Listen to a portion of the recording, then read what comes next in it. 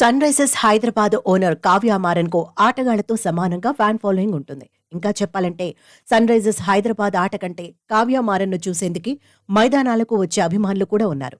SRH batsmen 4 కొట్టినా, bowler wicket తీసినా TV కెమెరాలు ఆమె వైపే తిరుగుతుంటాయి. ఆమె కొట్టే కేరింతలో బుంగమూతి పెడుతూ ఆమె ఇచ్చే ఎక్స్ప్రెషన్స్ నెట్టింట హాట్ టాపిక్ గా మారతాయి. ఇక తాజాగా జరిగిన ఐపీఎల్ 2024 సీజన్ వేలంలోనూ కావ్య మారన్ తనదైన ప్రత్యేకతను చాటుకుంది. జట్టుకు కావాల్సిన ఆటగాళ్లపై కోట్లు కుమ్మరించింది. అయితే ఇంతకీ కావ్య బ్యాక్గ్రౌండ్ ఏంటి అనే విషయాలు మాత్రం చాలా వరకు తెలియవు. కేవలం ఐపీఎల్ సమయంలోనే కనిపించే ఈ బ్యూటీకి ఒక్క సోషల్ మీడియా అకౌంట్ కూడా లేకపోవడం వెనుక కారణాలేంటి?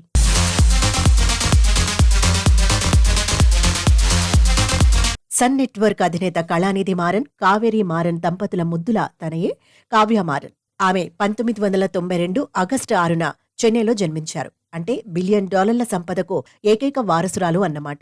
బిజినెస్ మీద ఆసక్తితో కావ్య ఎంబీఏ చేసింది.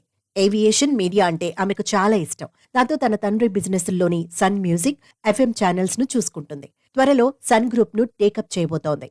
సన్ గ్రూప్ లో జెమినీతో పాటు అనేక భాషల్లో చాలా ఛానళ్లున్నాయి. సన్ డైరెక్ట్ డిటిహెచ్ కూడా ఈ గ్రూప్ కు చెందినదే. రెడ్ ఎఫ్ఎంతో పాటు ఇండియా మొత్తం 70 రేడియో స్టేషన్లున్నాయి. రోబో, జైలర్ సినిమాలు నిర్మించిన Sun Picture Productions, Sun NXT అనే ఓటీటీ ప్లాట్ఫామ్ కూడా ఈ గ్రూప్ కు చెందినవే. సన్ రైజర్స్ హైదరాబాద్ ఫ్రాంచైజీ ఏకైక ఓనర్ కళానిధి మారన్. అతని నెట్వర్త్ 2023 ప్రకారం 19,000 కోట్లు కాగా, కావ్య మారన్ నెట్వర్త్ 409 కోట్లుగా ఉంటుంది. కావ్య ఫ్యామిలీ బిజినెస్ మాత్రమే కాకుండా స్ట్రాంగ్ పొలిటికల్ బ్యాక్గ్రౌండ్ కూడా. కావ్య తాత మురసోలి మారన్ డీఎంకే పార్టీ నుంచి కేంద్ర మంత్రిగా పనిచేశారు.